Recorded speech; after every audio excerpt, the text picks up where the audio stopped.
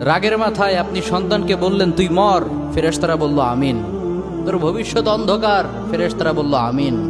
রেগে মেগে আপনি আপনার মেয়েকে বললেন জীবনেও তোর কপালে স্বামীর ভাত জুটবে না, ফেরেশতারা আবারও বলল আমিন। আচ্ছা, আপনি না সেই ব্যক্তি যে তার নিজের জীবনের চাইতেও সন্তানকে বেশি ভালোবাসেন? আপনি না সেই ব্যক্তি যে তার সন্তানের জন্য হাসতে হাসতে নিজের জীবনটাও দিয়ে দিতে পারেন? আপনি না সেই ব্যক্তি যে আল্লাহর কাছে নিজের চাইতেও সন্তানের জন্য বেশি দোয়া করে? তাহলে কি করে নিজের হাতে নিজের সন্তানের এত বড় ক্ষতি করতে পারলেন?